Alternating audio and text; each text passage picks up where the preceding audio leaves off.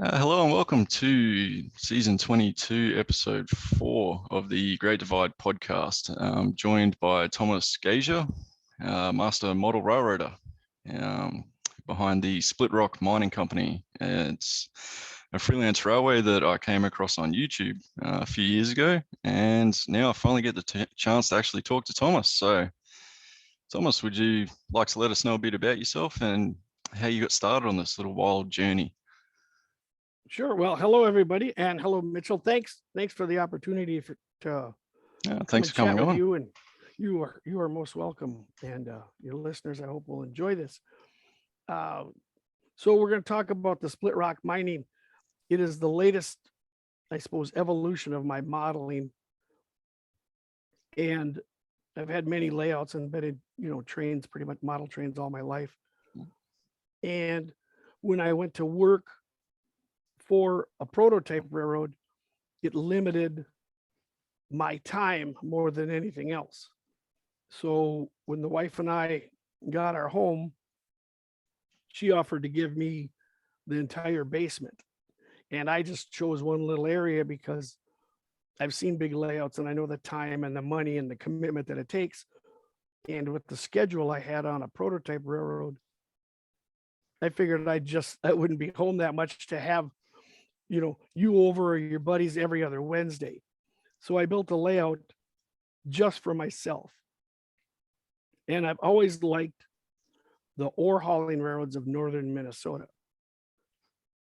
The Mesabi, the Great Northern Pacific, Erie Mining, Reserve Mining, Oliver Iron Mining. They were always interested me, these heavy trains, little short cars, exotic power, beautiful scenery, trees and lakes. And then dealing with Lake Superior and the huge ore boats and shipping the products to the steel mills of the lower Great Lakes.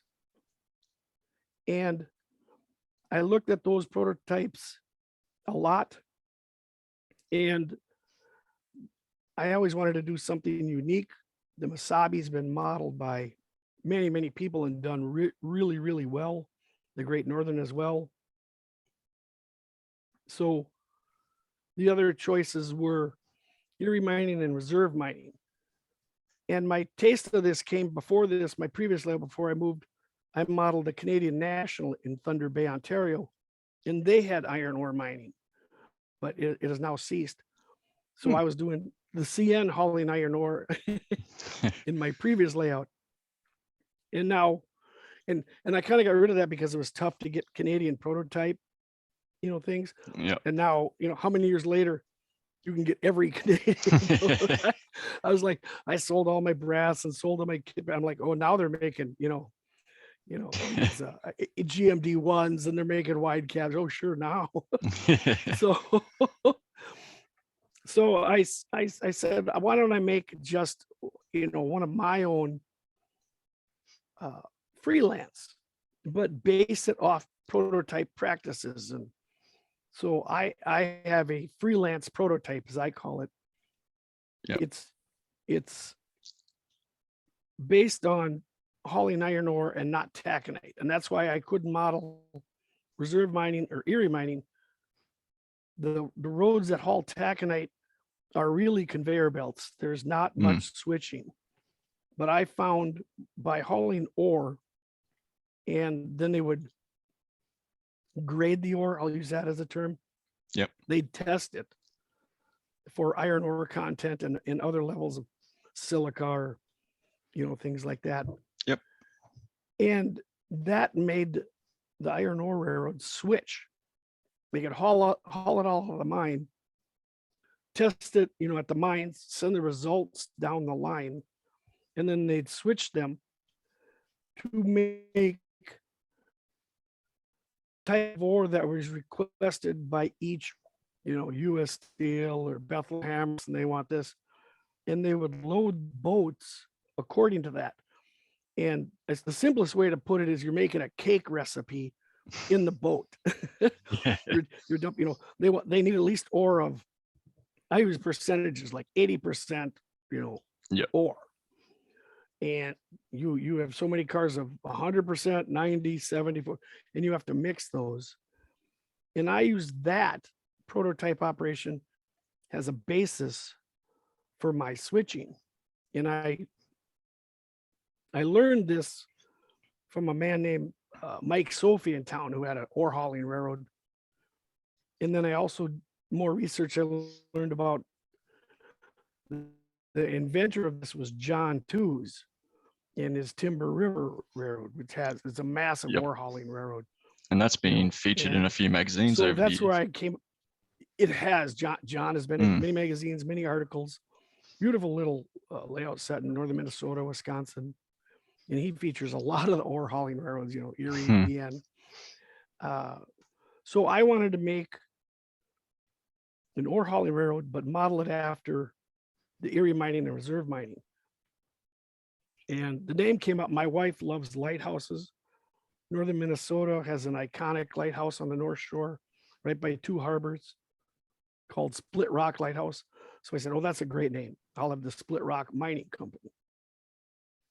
And that's kind of my story. It's odd because it's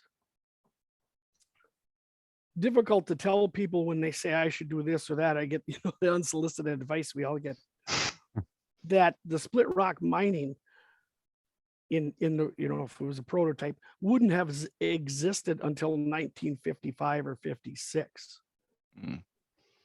So there were no steam engines, there were no F units, there were no FAs, there was no passenger trains. It was a purpose-built railroad to do this one thing. And that's to transport iron ore from the Vermilion Range to the dock on Lake Superior. And that's why it's called the Split Rock Mining Company. You'll notice there's no railroad in this. And it's kind of helped to stay that focus on a freelance. If I've always said when you freelance, the less you have to explain, the better you are. Is that, I don't know if that makes sense. No, we're talking about this thing on the channel update I did with Patrick. It's like he brought up because he's from marketing, and he's like, oh, if you can sell it in an elevator pitch, then it's going to work. And I was like, yep, that makes a lot of sense. I like that term. I'm going to steal that. It's true. If you could hear somebody ride in an elevator, what is the split rock mining? And it's this. Yeah. And then the hard part is for us freelancers to put it out there and project and can you tell the story? But I always like, the story, if you stay within the bounds of that story, you're fine. If you model as common, and I talk with my friends about this, the more common things you model, the more outstanding your layout becomes. Yeah, because it fits into what we expect to see. Correct. I agree. Yeah. So, you may need other layouts. You may need so many 40-foot brown box cars, hundreds of them, but you want to get all these exotic loads. And I'm like, no, just stick with the box cars. Yeah. So that's why I've been talked out of, which I appreciate by my friends, from adding superfluous things such as a window factory or pulp loading or this. I'm like, no, that's not the job. I model a conveyor belt, and that's the job of the Split Rock Mining Company. And it's like the further you get in with at least iron roads, from my personal experience, because obviously I model one, you find that it's like you don't really need a lot of other things like that, because you look at the operations of, like, it's especially for you, the split rock, there's still a lot to do. It's not like, oh, you can go run an ore train, switch all the cars out as like into the grading needed, and then, all right, I'm going to go run a freight train and switch it as a local. It's like, no, you're going to be tied up for a lot of time as it is. It's like you kind of don't need the other things. Exactly. No, I like that it's superfluous. It's my sessions. I thought, okay, are people going to like this? And I even have people switch jobs. They call my layout a store in 3 acts. The job, the people in the main line, and the people running read the mainline jobs. Pretty much what was on the prototype, and that keeps everybody busy enough, and they're quite happy. They're quite happy switching. I've had comments by using, it's iron ore, and we'll probably get to this a little later. I use little pins, colored map pins stuck in the ore loads, and that's how you sort and switch the cars. So there's no paperwork. And I've had operators say, this is very therapeutic. You're just running the train. You're bringing the empties to the mine, and then you have your little puzzle or whatever switch in there to pull the loads, spot the empties, get your caboose on the right end, because I modeled 1960, 70-ish, and there's still cabooses. So you have to have a caboose and have to have it on the correct end, and then go back, drop off the loads, run around your train, go get more empties, and back you go, and but there's no paperwork involved. And it's kind of therapeutic that it's you and your train. It's maybe something that ore haulers and coal haulers we get, I don't know if a logging line or something, but if you're, modeling a class 1 or something mainline road, then you have to have paperwork and where the box car is going, where the hopper is going, where the tank car is going. Yeah, it can look from the outside the to only be paperwork I have is the ore boats.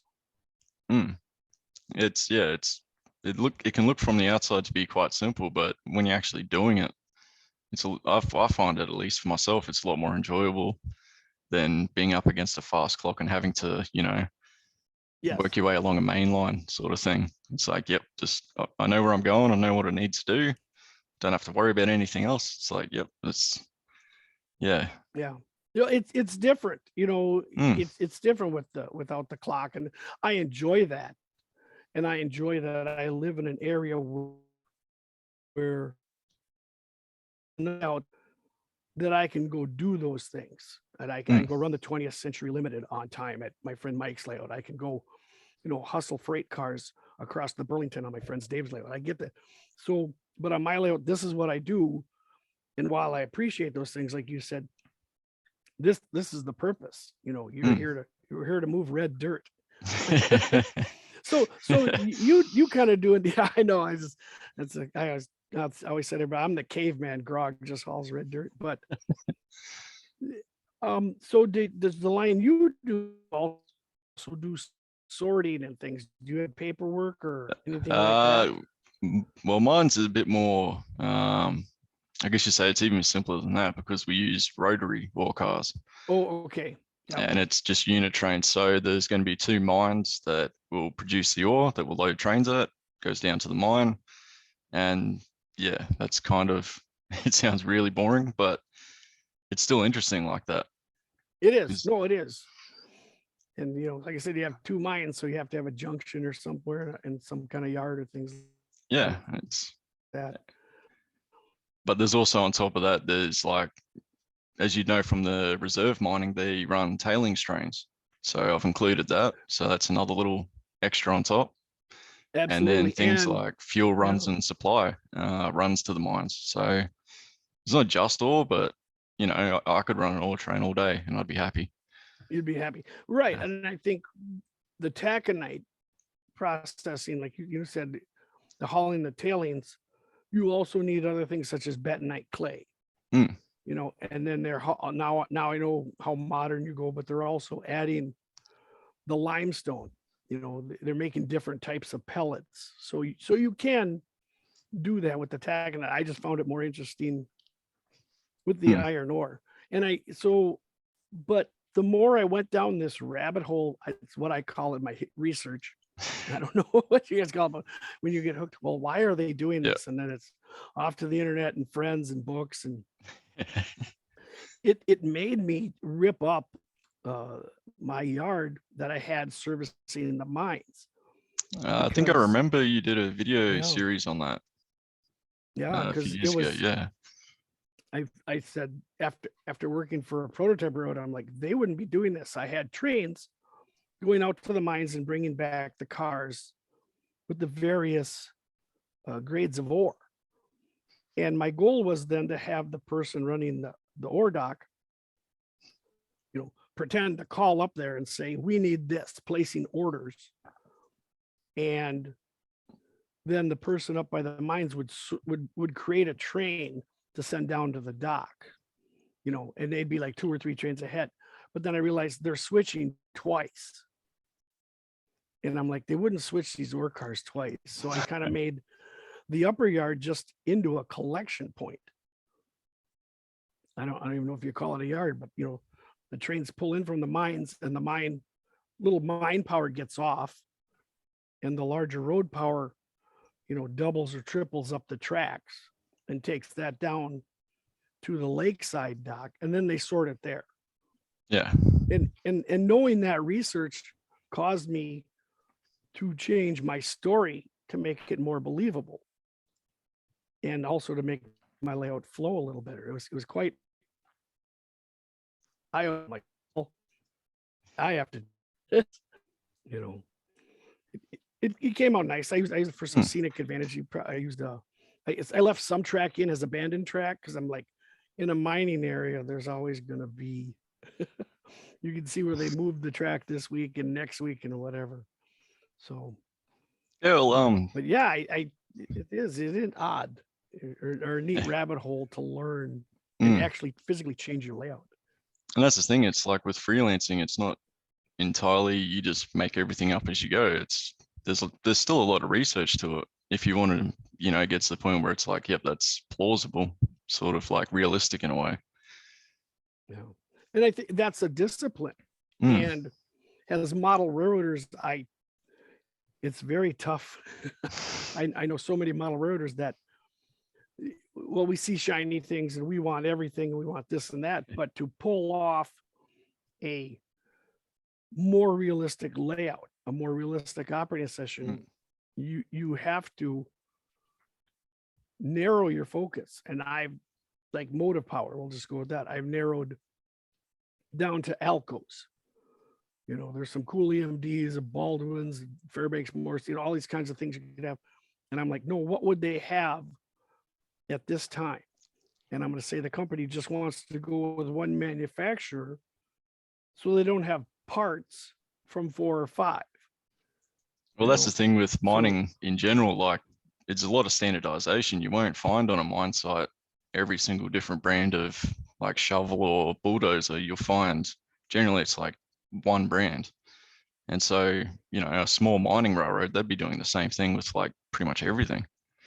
Exactly. Yeah. And that's pretty much the mining roads where you look at it like, and that's kind of why I stopped during the steam era. The Duluth-Mesabi Iron Range had beautiful and exotic steam engines, from the 2 predecessors. Then they ordered the Yellowstones, and they got cars from the sister U.S. Steel Railroads, engines. But when they went to dieselize, it was straight EMD SD9s and 18s just for miles and miles. And I'm like, well, that's kind of dull. I'm like, I know they're pretty engines. I can't do that. And then the same went for reserve mining. They had SD9s and 18s. And then Erie was like, I called it the colorful cousin. I've modeled more towards Erie mining with F9s on the road trains, Alcos, in the mines, and some Baldwin switchers. So they had a variety, but they paid the price of not being able to have parts. And I think that finally wore down on them. But yeah, like you said, the thing about a mining railroad is standardization. The more you make things look alike, the more believable it is. Yeah.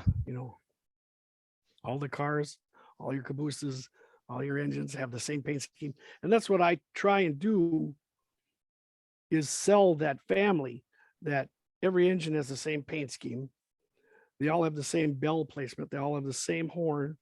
They all have the same cab awnings. They all have the same antenna. They all, there may be different Elcos, but if you look across, they're going to have all these same features.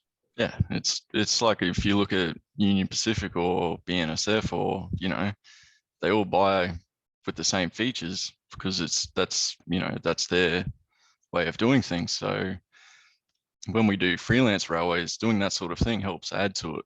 At least to me, it does. No, it does to me too. And I appreciate that story. And I think with the story, if someone comes to your layout or they see it, they want to be hooked into it. Yeah. They want to believe I'm in this portion of Minnesota in 1969. And so you have to add all these elements. And, for us, the first element is the railroad itself. Mm. Are all the ore cars the same? Are they all numbered the same? Are all the cars the same?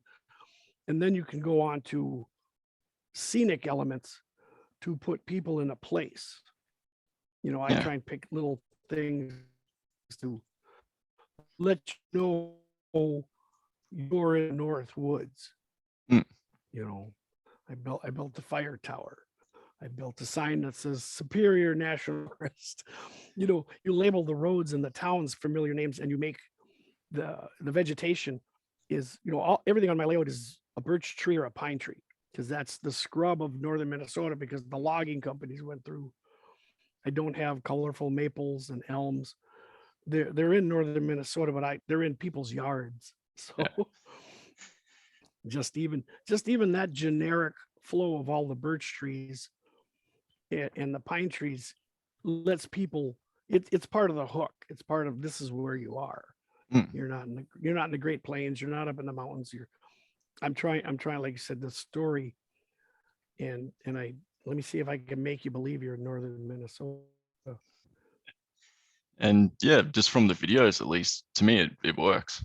Like I feel like, I'm looking at Splitrock Mining Company. I guess they're up there with Reserve and Erie and that sort of area of the world. And yeah, it's not like you look at it and go, oh, where is this? Or, oh, that doesn't look right. No, everything fits. Yeah. And that's very important. And I think for me, I've had a lot of advice and guidance from my little circle of friends. And I always tell people, if you can find a hive mind of people that will get into your story or help you, I like it. I like having a painter and a DCC guy.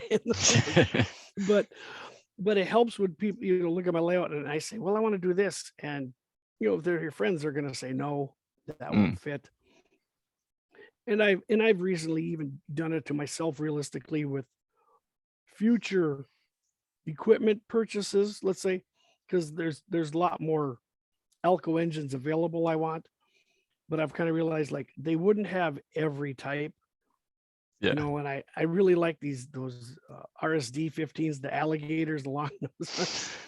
And I finally come to like, no, I can't have everything. So I'm trading those away and selling those. I'm like, let me just stick to these. And it's tough, but it's interesting, that to tell your story and to tell it well. Yeah. And I'm glad that you said you like the videos and Splitrock mining. And I've had a couple instances where I know I've told it well, maybe almost too well, because on Twitter and then a couple other places, I've had people want to apply for jobs to work in the mines. And I think I've had two companies that sell mining equipment have sent me out feelers and like, hey, can this guy come talk to you? I'm like, Well, dude, sure, if you want. my mind, yeah, if you want, that'd be, So I'm like, yeah, I don't think you quite understand this, but I'm like, well, I'm pulling this off pretty good. If if somebody wants to run a truck in a mine and somebody's trying to sell me mining equipment, I'm like, okay, I think that's a compliment. Yeah, those are kind of priceless. But no, I like you said, I try and get it out there, and the Splitrock has been featured in other people's advertising, also, Woodland Scenics, Athern, other groups like that have said, oh, look at this, here's how they use the product. And hopefully, you get the story across. And I hopefully I can keep telling that as I add the last few bits and pieces to the layout, the last few pieces of track, some backdrop, add some operational interest. I'm always doing something on it. I need to build 2 diesel facilities. I need to put in some backdrops. I need to build the interchange track because I've just the rabbit hole, this is what cost me a few months ago, was a wonderful historian and modeler by the name of Jeff Lemke started posting pictures of all the railroads in northern Minnesota, the Great Northern and the Mesabi. And he was showing in their yards ore cars from other railroads, Sioux Line, NP, the Great, all in the Mesabi and the Great Northern Mesabi car, because the railroads that he told me would give the ore to the next guy if he needed that for that shipment. So if I was trying to fill a boat for Bethlehem and I couldn't produce the correct ore, I'd call over to the Great Northern and say, hey, can we get a couple train loads of this from that mine? And and then they'd interchange it. And so of course I have to build that now. So add that to operations. And it'll just be in a few cars, but I made up like 9 or 10 cars from the Mesabi and from the Great Northern and from the Northern Pacific, that there'll be, one interchange per session. It's not going to bother anybody, but it'll be kind of a neat little colorful thing. But it's based on prototype practice. Yeah, it's part of that research that, to further integrate it into the world, really. So yes. Yeah. And I think that helps too, to sell your era. Don't have cars that are out of your, and if you do have the cars that are correct for your years that you're modeling, have them painted the right colors. Go back, look at history. Are the buildings, are your advertisings? I see a lot of layouts where they have like all these 1910s and 20s billboards on the sides of buildings, and I'm like, by the 60s and 70s they really didn't do that. They were putting them up on a building, up on a billboard itself. So I try and get that feel of like, what was the 60s? What would a northern Minnesota working class town look like and feel like? And so I don't need, this has always been my bane of the scale automobile manufacturers, is you can get all the 57 Chevys, Corvettes, and Lamborghinis you want, but where's my 64 Impala station wagon? Where's the sedan? Where's the mom car? Where's the the car you had for 10 years? So I like I like that, and I try and do that. So, but I'm fortunate enough to have the smaller layout, and we'll get back to this probably in a bit because it's important. Is I don't need 50, 60 cars. I need maybe about 10.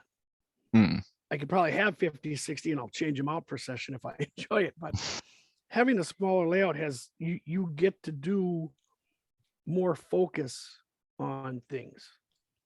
And I talk with my friend Dan Dose about this. He's got a very small layout, not quite a mini layout, but small.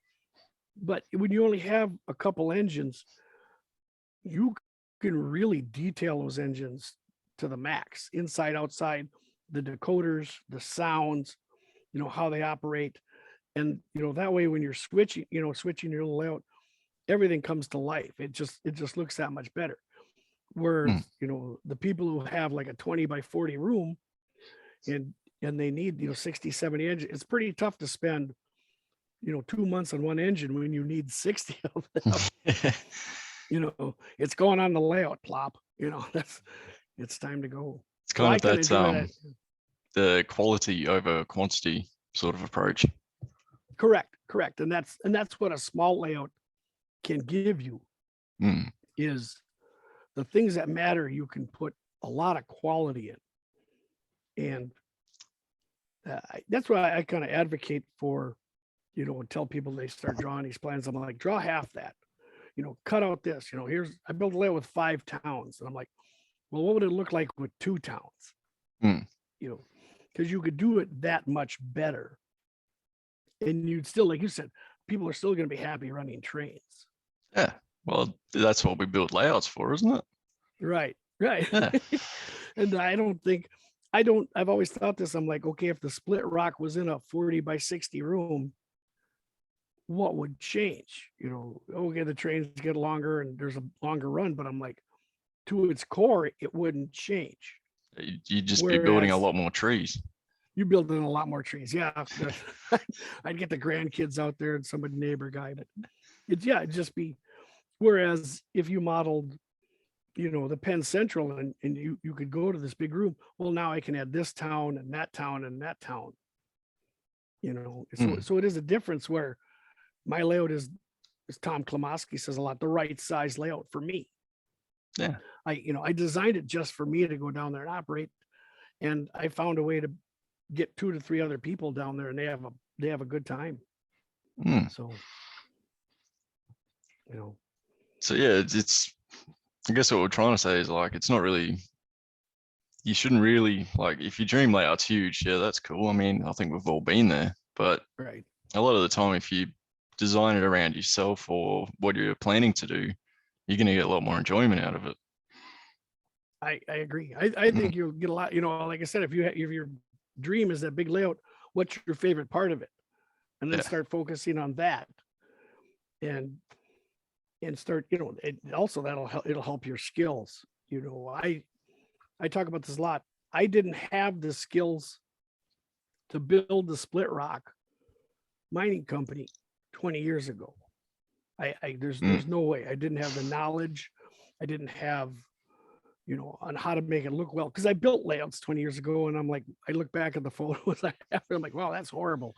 But I don't cringe at looking back. I admire that I kept learning, and I reached this point that I can have a layout that's on calendars. I can have a layout that's in ads. Hopefully I got a layout that'll be on the, in a print magazine coming up. But you have to develop these skills, and I've always liked, okay, here's my journey. And I also like the point where tell people that I'm not doing it. I don't feel I'm doing anything that someone else can't if they apply themselves or they want to, or because I've always done it. I always see people's layouts. I'm like, wow, how'd you do that? And they're just like, oh, I did this and this and this. And I'm like, oh, okay. Here, okay, look behind the curtain here. I glued this and this, and here half the building's gone. I'm like, oh, okay. But it looks great from here, and then you learn from people who do that. I try and absorb from you, and I listen to the podcast and other people on YouTube. I absorb all this knowledge, and I'm like, well, I need a better pine tree. And I'm like, oh, here's Luke Towan, all right, I'm going to watch this and watch this. Okay, I'm going to build a tree along with it. I'm like, okay, that looks great. How do I do this? Okay, this guy, how do I weather? There's the military guys. Okay, Panzermeister 36. All right, how do you put the dirt on? And it's ongoing. But I like the smaller layout, and the Splitrock has led me on this, I call it an organic journey through my modeling skills. And that's what the NMRA,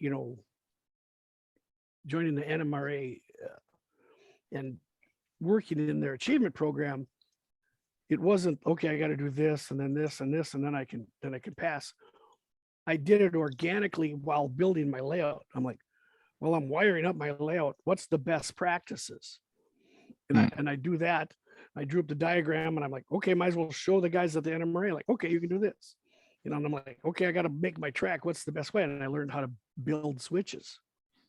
And so all of that was organic. Like, okay, now you need scenery. And I'm like, okay, now I got to, get my scenery graded and get so many square feet of the Splitrock looking better. So it kind of propels you, but it goes along hand in hand organically. I always like that about the achievement program. And I always tell people, like, well, I want to get this, and I'm like, you'll burn out, then you're turning it into work. It said, earn your certificates organically. They'll pile up, and eventually, you will have enough. So. Yeah, that's kind of thing for me. Like, it's, if you've got the enthusiasm for it, it becomes less of a, like you said, work, and it's more, I guess you kind of want to do it rather than feel like you have to do it. So it's like, yeah, as you're building a layout and you go through and you want to achieve these things, it's a lot easier when you're enthusiastic about it rather than just being like, oh, I want to do this. And it's like, do you really want to, or do you feel like you have to? Oh, that's huge. That's a great point. And I think if you do things that you enjoy, and it's going to look better. It's going to Mm. come out in the final end. Okay, I have to make this diorama. It's going to look like you had to make it. Yeah, It's going to look like you're forced to do this. it'd almost be like comparing the old Vermilion Yard to the new one on the layout. Exactly. Yeah. And it's the small layout and the freelance. I think we see a lot of people, I don't want to use the word fail, but it doesn't come out right. Is the story, which we talked about, is their story is too broad. The story on the one end is, well, my railroad's owned by an eccentric billionaire and he wants big boys and GG1s. So like, okay. And this is kind of where, the Splitrock, I differ from, I call them here I call them rule number one people. And you'll always hear model railroaders say this, that rule number one, it's my layout, I'm going to do what I want. And I'm like, that's fine. I'm happy for you. Yes, I enjoy your layout. It's fine. But you can't be a rule number one person and then trying to tell me that you're modeling the Southern Pacific branch, in the middle of California. I don't think they can cross, or you're modeling a coal mining at Appalachia somewhere with GG1s and Little Joes. And, I'm like, well, that wouldn't happen. Yeah. It's my road. I'll do what I want. Okay. You're not selling the story to me. Yeah. It goes from being that Southern Pacific branch to it's your railroad. It's like, yeah, you can't, like, yeah, I'd agree that you can't really be, it's my layout, but that just doesn't work, really. It doesn't work. And you've talked to people, especially like the V&O story and, the McClellans and the other person, I think maybe Chris, that are trying to model portions of like the old Ashley Drew and Northern or so, but they look at the cars, they look at the equipment, they look at the traffic patterns, and they're not adding things that weren't there. Yeah. And they're like, oh wow, those Rapido barrel ore cars are just gorgeous, which they are. I can't have one. I'm like, no, I can't do that. It just, well, you could get them. I said, yeah, I could. I'm not going to. Yeah, it's like it looks nice on a display shelf, but I can't actually use it. It's like, yeah, I find sometimes with like freelancing, it's like some of us are, it's, if you want to create that realistic sort of railroad, you kind of limit yourself a bit more than maybe like a prototype modeler would. But in the end, it's like the actual outcome of it is probably better than what you'd think you'd get. If you just sort of, yeah, if you get all the me wanties, as I've been calling them, it's like, I like that term. The me wanties, yeah. Yeah, there's things that I've bought that I've been like, yeah, I really want that, but you go through the words, the analysis for like, all right, would it fit the Great Divide? Not really. Yeah. Do I want it? Yes. All right, it's gone on a shelf. Yeah. Right. Like, it's a trophy. Yeah. It, like, you can have things that like you think would be cool. Like you could have a Splitrock RSD 15, but would it be on the layout? Probably not. Yeah. And that's, I think that's really to the core. And even if you're modeling what I call a prototype freelance, so you're modeling the Missouri Pacific, but you're modeling a portion that they never had. Okay, I want to model the Missouri Pacific, a branch line here. You still have to follow Missouri. They wouldn't have different engines just for this branch line. If you'd still have the blue Jeeps and some blue SD4 and no dynamic brakes, and you'd have all the equipment, and I think that's where that you can pull off the prototype freelance, where you make your equipment and the towns and everything still look the same, but you're changing you're changing. Well, I always wanted, them to run to this town. Okay, that's fine. Well, I like the Missouri Pacific. They didn't do it. Well, there's your freelance opportunity, but stick to your guns and stick to the Missouri Pacific, their caboose and their engines. And like even down to structures and that. A lot of railroads built depots and other buildings very much the same. Absolutely. Yeah. Which is kind of been a tough thing for me, but it's a double-edged sword because so I need at least one, what I call a depot. It's almost going to be a yard office. But since the railroad was created out of nothing, basically in the mid 50s, there was no passenger train. So I cannot use any depot kit that's out there because almost every depot, here's the passenger area, here's the baggage, and they're somewhat ornate or this and and I'm like, if I was building this in the 50s, this thing would be a box. It'd just be a shack. It'd be a sheet metal box. It's like, okay, locker rooms and showers over here. Here's the lunchroom. Here's our yard office, and it's the management office. So it's pretty much like what I see at work now. They built modern yard offices that don't have baggage or passengers, but it's for the crew, the yard masters, and then the managers on duty. And very utilitarian. You drove by it, you wouldn't know it's a railroad structure. There's a parking lot, with cars, 10 cars that never move, the out of town guys, and then the rest, coming and going at all hours of the day. And I'm like, I can't go buy a fancy laser kit. I can't have this. I can put it on a module. I'm like, okay, I got to scratch build my depot, but I can use the structures because a lot of people make structures, for that era. The buildings that were made in the 20s and 30s because the town's still there. I just have to rename. And you can kind of lend like a sort of family look to it when you build like that depot, but have it a similar sort of construction style to say an engine house or other offices around the place or the other buildings that the railroad has. Right. Made out of the same material, the same corrugated steel, or they built everything with brick to withstand the weather, or they did. That's the thing I think too, is a family of your company vehicles, your company structures, your line side details. I have all the same switch throws on my layout. They're there for scenery because I have under table switch rods. So but I found these laser cut switch throws because I said I need about 50, 60, and I want them all to be the same. Yeah. All these tall ones, and I made round red targets with the number of whatever switch that is or the initial. So, that's a little thing even on my layout.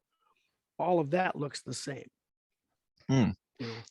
Like you think a railroad that's, as you said, like sprung up out of nowhere in the 50s, well, 55, 56, a lot of the things would be relatively modern, but they'd all be the same. Right. Like absolutely everything would be the same. Yeah, they'd go to the dealer and we got to do this. Okay, send us 200 of those because they're not gonna try different ones.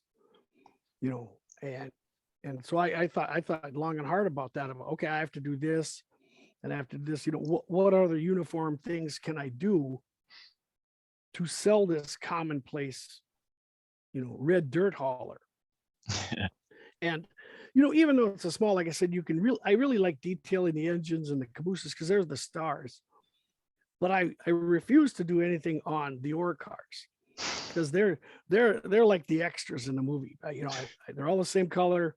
They've got 3 numbers on them and an ACI tag. There's no lube plate. There's no weight. No one cares. They're not being interchanged. They're not going anywhere.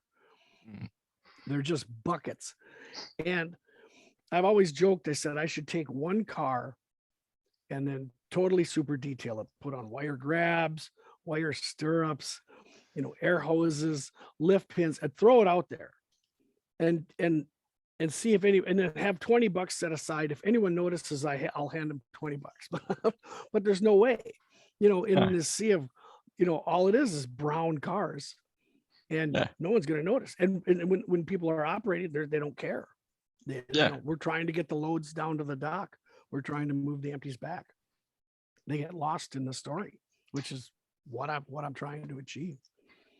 Yeah, and like if we're talking about ore cars, for example, like over here with like in the Pilbara, you would have heard of like BHP and Rio Tinto, formerly Hammersley Iron.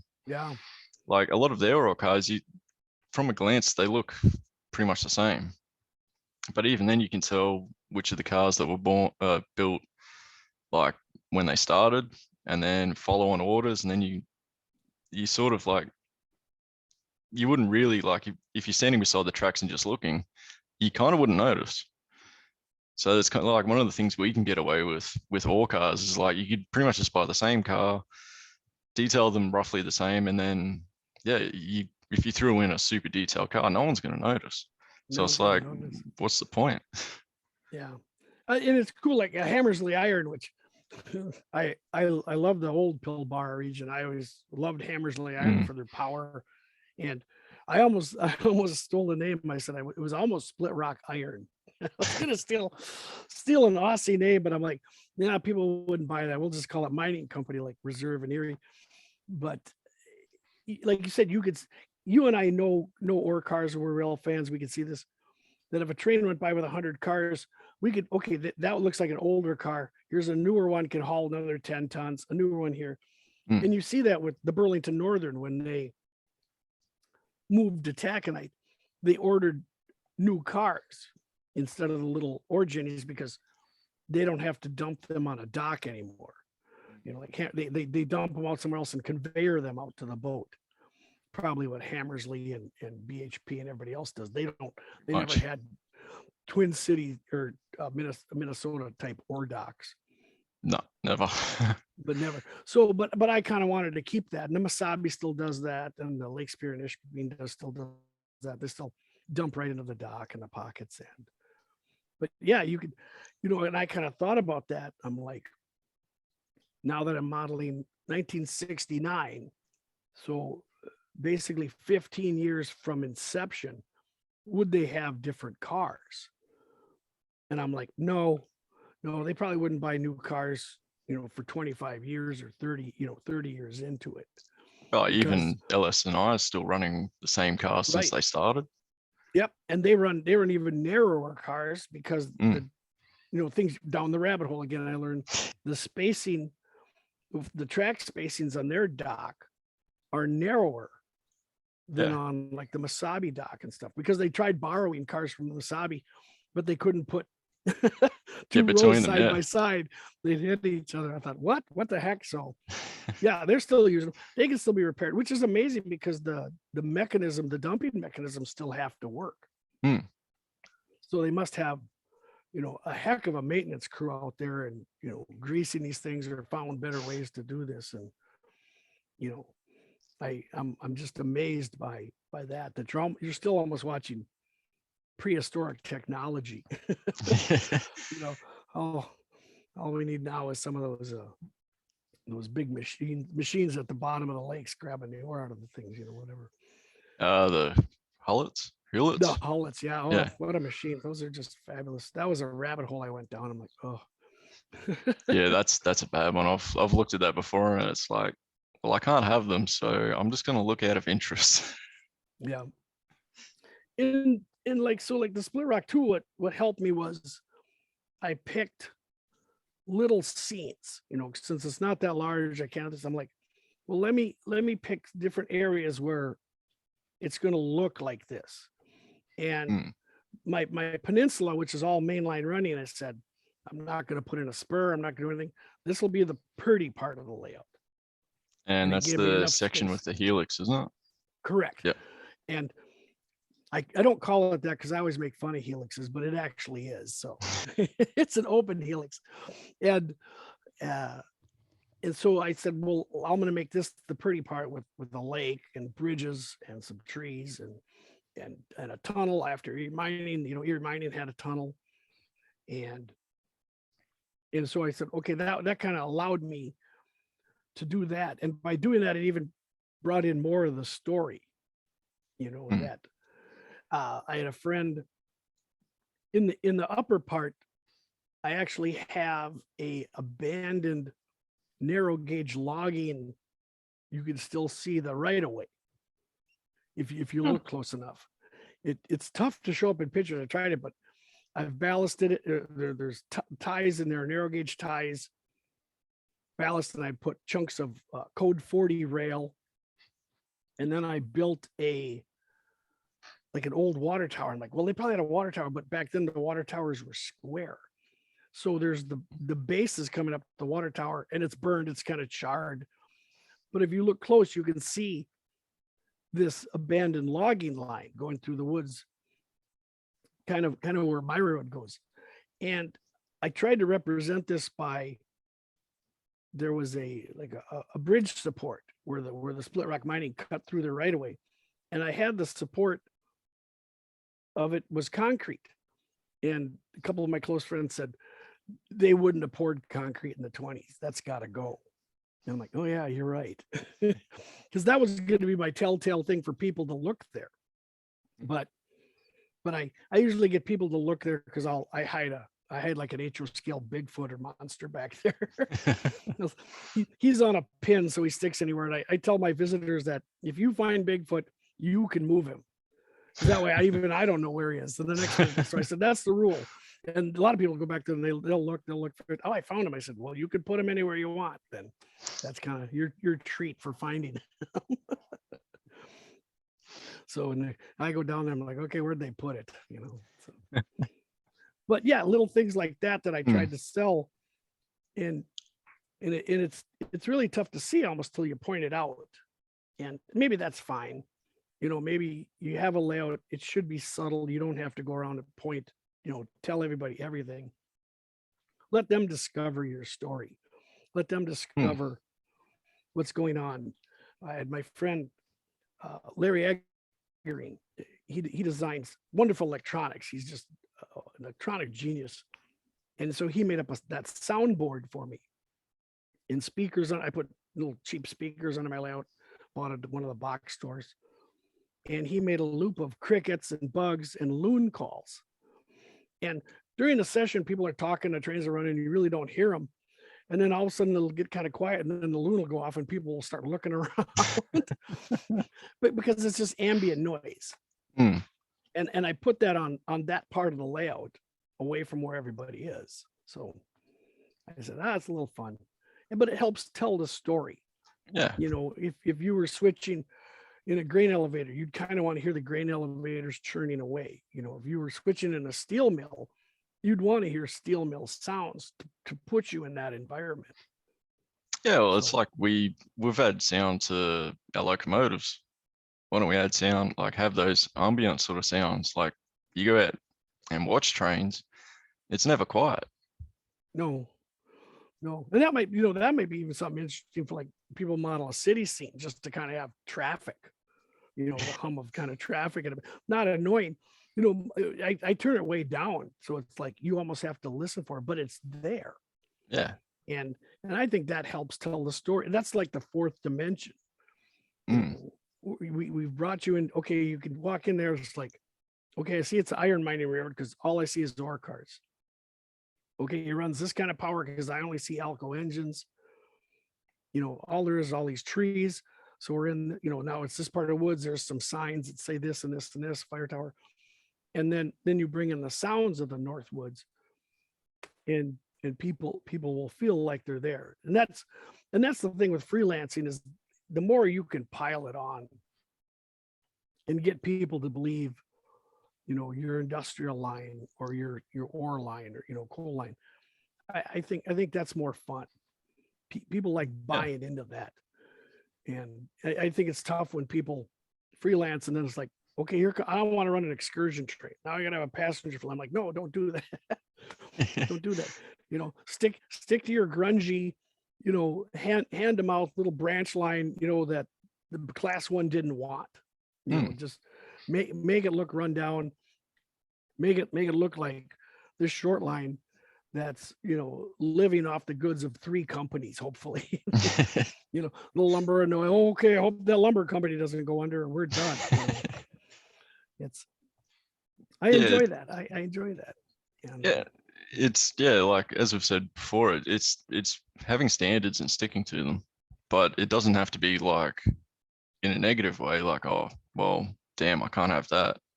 It's like, no, but you can have this, and you can research that further and look how far that can take.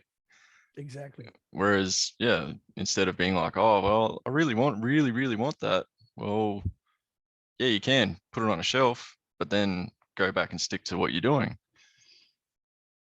Because Yep. like with the Great Divide over the years, like I've had so many different ideas of, oh yeah, I like that locomotive, I'll have that. Then a week later, it's like, that's a bad idea. It's like, no, that wouldn't work. That doesn't fit. That doesn't work. Put it on a shelf and then stick to what we're doing. Yeah. And I also really like the Great Divide and some other ones. Even the engines or in your caboose stick to the paint scheme. I see a lot of guys, their story falls apart because every engine has a different paint scheme, or these came in this paint scheme and these came in this. For me being a mining road, there's no way they're going to change paint schemes because we're not advertising to anybody.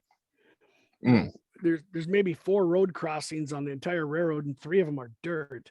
So you're not going to put a flashy paint scheme on what the crews affectionately call a motor.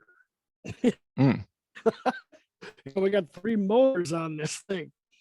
These guys, hard at this. They want to go home and have a beer. They don't care that it's a 424 or a C4. They want it to work. Yeah. And paint don't make it pull, as we say. And I see freelancers kind of lose out on that by too many, not, like you said, too many different engines, but also too many paint schemes. And yeah, I like, mean, I want this one, now I'm going to do this. I'm like, don't, if you have. Yeah.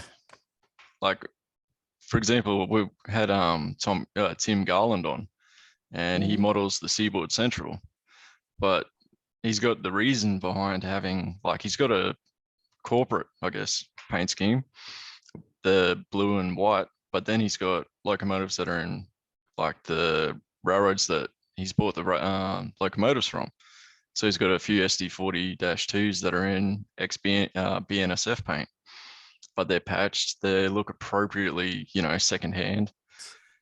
And that's kind of like, even there, that's one outlet that you can do, because a lot of time railroads buy something secondhand, they'll just patch it. Because obviously, like, painting it costs money. Paint don't haul the freight, so patch it out and off you go. It's like, if you look for the other ways to get to things, you can cover like the things that you want, just in different ways. Like if like Splitrock goes and buys some secondhand power, they probably wouldn't repaint it either. No, I agree. And I think what he's doing is excellent. The patch is a great way to add newer paint schemes or power to it. Yeah. And I think that's when you show that 40-2s are secondhand.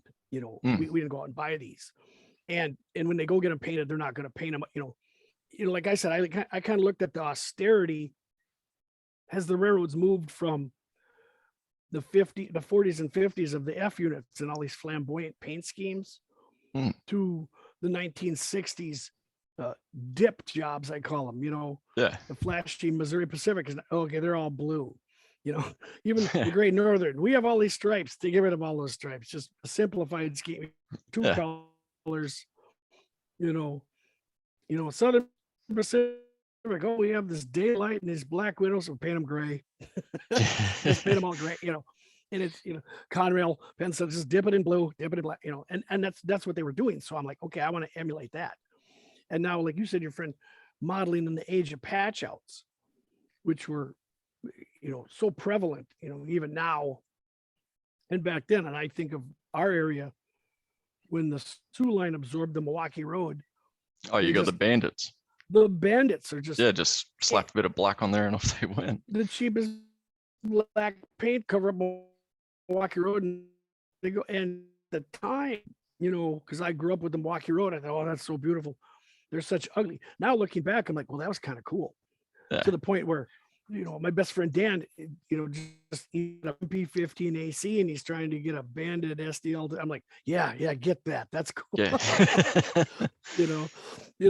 And but that's what you do if you have a freelance railroad that they're not going to go to the GE shop and buy this and that's like, well, we need Jeep 38s. Okay, they're selling them, or SD40s, they're selling them.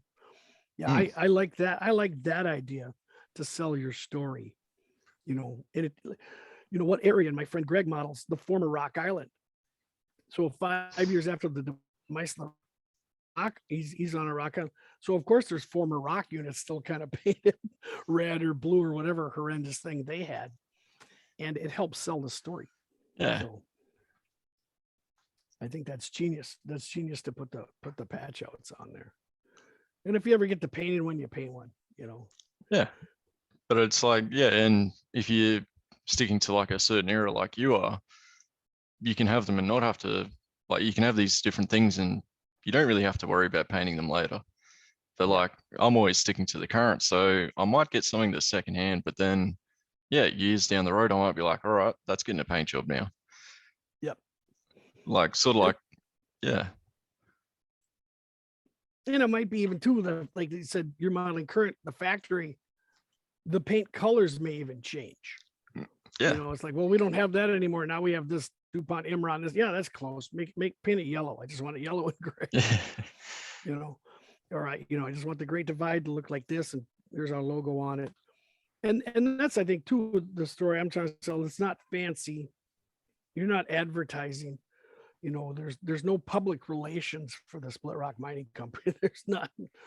Yeah, they'd see it. They'd see a C420 the same as like a dozer. It's just mining equipment.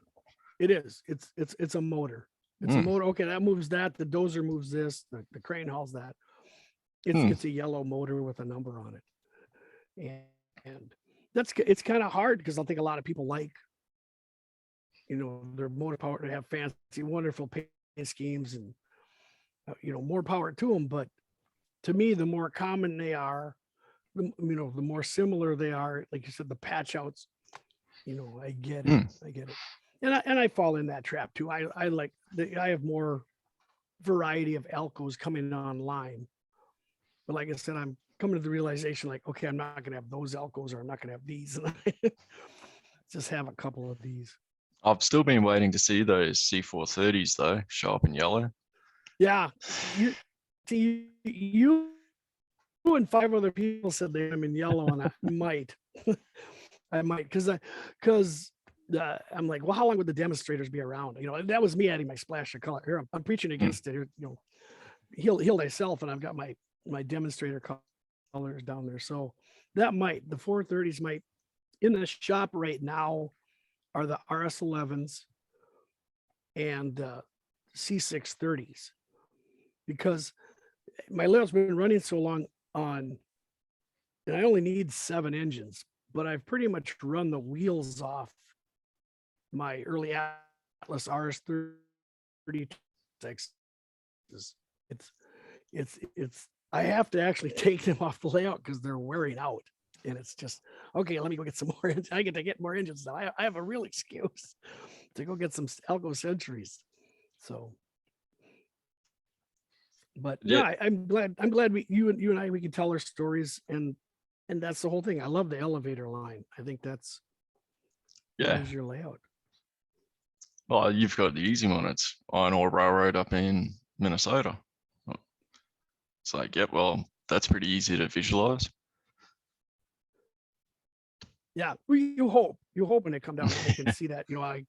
But now, like I said, with social media, and I've learned, to work these apps and get on forums, and put it out there, that there's a lot of people that don't know, northern Minnesota, or they wouldn't know it. Same if I had Hammersley Iron, they're like, well, where's that? Yeah. Oh, that's in Australia. Oh, is that go to Sydney? No, it's just a little, the other side of the country in a tiny little corner. Other side of, up in the world, these poor people live up there and isolated from the rest of it, and yeah, it's interesting. Like, it is easy, but I had to work hard, I think, at making it that easy and do certain things, and hopefully, like you said, pulled it off, that people are buying it. People want to see more, and I'm enjoying it. I know social media aspect. I enjoy the YouTube. I enjoy the Facebooking and sharing my hobby with other people. Like I said, I do get a lot of suggestions for things. I have a lot of people want to see street running for some odd reason. I'm like, I think a company built in the 50s, the last place they'd put a train is down the middle of a street. But Oh, so you're not going to put a siding down the main strip of Algate Bay? yeah, I should, just to appease some people, but I'm just like, no, because the Agate Bay has been here since whatever, 18, whatever, and my road isn't. So I do appreciate street running though. I think that's kind of neat. But I said, like, one of the things, it's a choice. Yeah. I can't have that. Yeah. I shouldn't have that. Maybe that's what we said, the we got us, or whatever you say. The me wanties, yeah. The me wanties. I'm gonna copy that one too. I think that's great, Mitch. I just so yeah, we're both in the same boat. How do we project the Great Divide or company out? How do we do, and I think the people that keep it within their confines tell a much better story. Yeah, like, I mean, obviously we had Brad McClelland on talking about the V&O, and a lot of what he was talking about was, keeping it to what they were doing. So, the railroad was sort of a bit more conservative. They had certain things.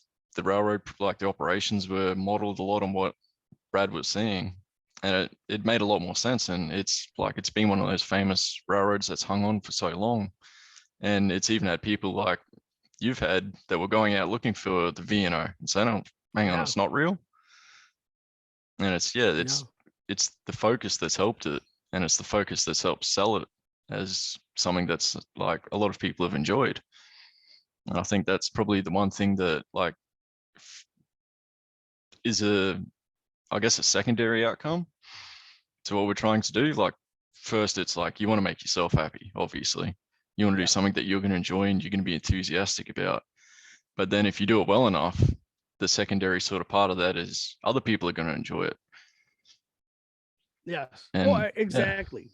Exactly. And I think the McClellans told their story so well. And to this day, I still follow some of his advice. And even the point where farther down the line, he had an industry like at Dawson Springs. There was a coal mine there, and he moved it up to the areas. He goes, by the time I'm modeling, this would be shut down. They're not going to have 1Z2. And so he shut it down on his layout, which is unheard of in model railroading, because if you have 3 square feet, you're putting a spur and you're switching it. And, he did this and put grass over it, and which is what he exactly should have done. And he got blowback from his operators saying, "Oh, you took that away, this and this." And he's like, that's what they would have done. Yeah. Like I said, there's a story. He showed the steam engines being carted away. At the end, the F units are gone. The U30s are here. The F units are, and I'm like, that's exactly what you should have done. The box cars are going to 50 foot and more, than the little 40, they're going away. And I've always thought about that. I'm like, that's a genius way to show some timeline on your railroad. And that's why I left portions of track in, and I've even designed portions of track that are going to be out of service on my layout to show that passage of time. Even though it's been only 15, 16 years, things have changed. Yeah. So why not add that to the story of, that's the former yard lead. It's all grown over and weeds, and the rail, most of the rails are gone, but we're not going to waste the manpower to pull it all up. Yeah. But you can see, okay, they used to switch this yard. No, we repurposed it. We learned. And I think companies do that after they go in operation for 5 years. Okay, we can streamline this by adding 2 switches there and getting rid of that. Yeah. It's like, I've mentioned it before when I was talking to Patrick, with freelancing, it's like, if you look at the history of what you're doing, then it's easier to build that into what's going to end up being like a more realistic, like believable railroad in the end. Right. And I think too, even the people that want to freelance, let's say a transcontinental line, and I'm like, well, what are you going to model in your basement? Yeah. or you're in your train room, and they're going to say, well, I'm going to model it going through this town. I said, well, then fine, but so then just don't keep adding, branch lines in California and this and that to your story, because it's, it doesn't matter. Yeah. We just want to see the ABC Railroad going through Des Moines between Chicago and the West Coast. Tell us that story. We don't care that there's a branch line to, Arizona or, Missouri. Yeah. That's not going to show up here on your east-west line and your Granger, and I think that's people like adding to their story and making up rosters and let's do this. And I'm like, less is more. That's my advice. My advice for freelancers is steal your idea. If you can tell an elevator pitch, and less is more and more common is more interesting. And it's tough. That's really tough for model roaders. We are the me wanties. We are the blue tubbers. Yep. And feels like I'm bashing them, but I actually have to thank them, because if there wasn't people who wanted all these things, I wouldn't have RS32s. I wouldn't be having, C430s, and things like that, because, if it was just those of us who need that engine, they're not going to make 50 of them. Yeah. So I have to thank the Miwantis for that. Yeah, it's a two-edged sword, that one. It's like, oh well, that never would have got made, but I kind of do want it. Yeah. But I wouldn't have been able to get it before, so it would have been okay. Yeah. And it's tough. Like the way things are made now are all made to order. So you think, oh, I'll get that later, and you're like, okay, is it going to be gone? I better get one now, or or am I going to be able to find it on eBay, or no? Yeah, and at what price? If someone thinks it's valuable. So yeah, I think the Splitrock, trying to tell the story, getting some advice from people who know the story has helped. Not complaining about the size that I put it in, because I didn't even use the full room that it's in. I left a big workbench area in the back and some other area open to walk around. I didn't want any duck unders, but just enjoying the size I got. And I've had people come into my train room. Well, I think one of the better compliments, I don't know if it was a compliment or not, but I took it as one. They came down and looked at it and they go, oh, this is manageable. And I'm like, okay, yeah, it is. Yeah, thanks, I guess. Yeah, and I'm like, okay, it's not the 20 by 60. I don't have to clean all that track. I don't have to repair all those switches. I don't have to do all this. My road is manageable, and my road, even the size that it is, I can't finish it because I'm enjoying all these other projects, but I'm enjoying the process. Yeah. And like you said, you make yourself happy first. I love that you said that. And if you're not enjoying the process, go do something else. And I'm enjoying the process of the Splitrock Mining Company and enjoying I've got it down. We're going to haul dirt. Now I can add all the other things around it. And you look at the layout and it's like, you can tell that you're enthusiastic about modeling this versus like you see other layouts where people kind of aren't, and it's like, yeah, it shows. It does. It does. It comes. It shows. I think that anything you put yourself into, and especially in modeling, painting miniatures, building a tank or an airplane, it'll show if you're just trying to get through it. And I've been that way too. I look back at my older models. I'm like, okay, I just did those to get them on the layout. Now I'm going to sell them at the next show. Who made this hopper car? Oh, I did. Okay, that's going to go in the for sale thing.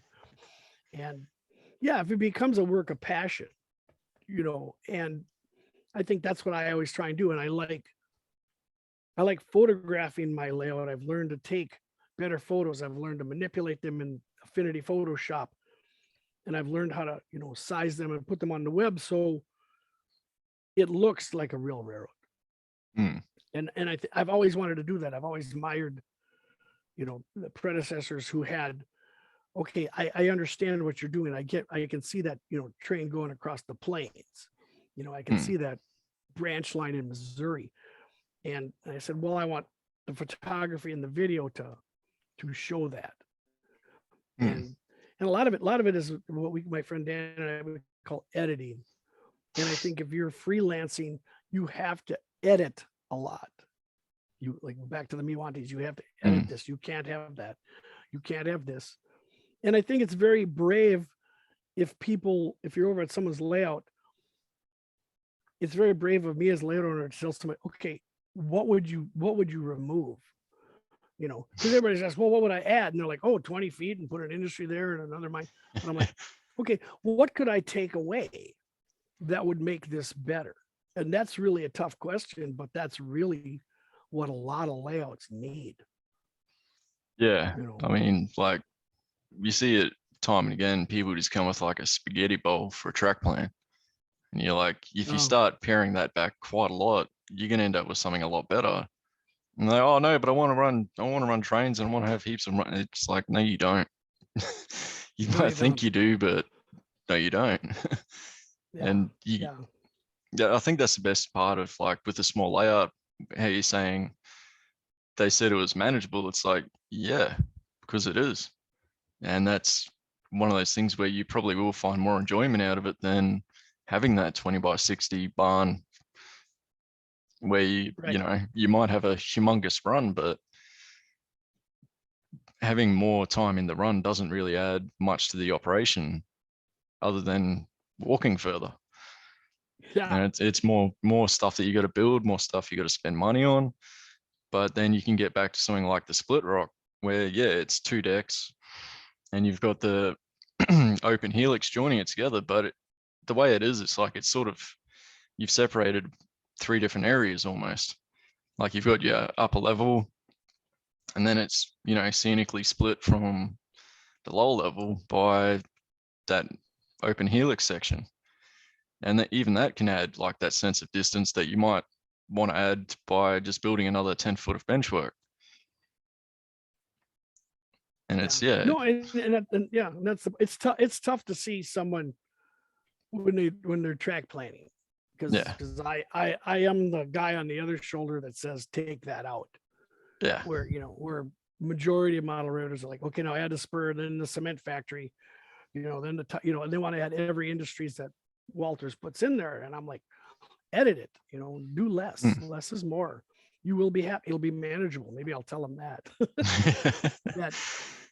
And I also look at people on, I've had people in NMRA meetings and they come and say, well, here's what I want to do. I'm like, okay, ambitious. How many layouts have you built before? And then, this is probably a mid 40s year old person. They'll look at me and go, well, I built one in high school. Like, your skills aren't matching this right now. You can have them, but why don't you build like a shelf, and practice how you're going to install tortoises and this and hand build switches and maintain track and learn to clean track. And, otherwise, I feel bad for the layout owners that go into the layout room, look around, and there's so much to do that they just turn off the lights and go back to watching TV or something. And, I've made mine where I can't wait to get in the train room. That's just my escape. I'm happy there. I look forward to, I want to do this. I scheme and plan and I'm like, okay, now I'm going to go do this. Because right now in my life, like I said, my most valuable asset and commodity is time. Yeah. I don't have, the kids around, the grandkids we see every now and then, but I've worked this far in my life. I got enough money. We got this and that. I just don't have time that I want to spend on. I'm not retired yet. That's why. but a lot of my friends are retired and they don't have enough time because they just enjoy it. Yeah. And let's face it, like that's the core of why we build layouts and why we're in the hobby. It's because we enjoy it. Right. And, like it might sound bad, but it's a failure really if you're the kind of person that's planned something that is you walk down there, you turn the lights on, you look around and go, oh shit, turn the lights off and walk out. Right. And it's like, yeah, you've failed, really. Whereas, yeah, like yourself, you're excited to like get down there. That's success straight away. Yeah. Yeah. I like the 15 minutes a day, and it usually turns into an hour. But my friend Dan Dosa, wonderful, he tells me that the phrase we use, the hobby is here to serve you. Yeah. Right. And that's, you know, and that's kind of where the Splitrock Mining Company has. When I go down there, I don't go, I'm like, okay, even if I'm just cleaning up, it's still something I enjoy because my layout's clean, or I'm doing something like that. I still want to get down there and make it look better, make it run better, make it operate smoother. Sure, some tasks I don't enjoy, but when they're done, I'm like, okay, now that works. Yeah. You fight your way through it. And I do feel bad for the people that walk in the layout like, oh, there's so much to do. I'm going back popcorn and my Netflix or something. But, and I think if you build a layout and you plan it out like we have, you're enthused to be there. You're very enthusiastic to get in that train room and maybe have someone else over like, okay, and I always tell people that I said, if you want to get anything done, invite people over, set a date, an op session or layout tour. Nothing gets done faster than when you got visitors coming out. That's me. So, anything else you want to ask her? I think I'm just looking at the time, and I think we might have to shortcut this one off there. Right. But if you're keen to get on for another episode, sure. I'll more than happy to have another chat, and I wouldn't mind talking about the Master Model Railroader little tag that you got on the end of your name. So I think we might have to organize another time to punch out a part 2 to this.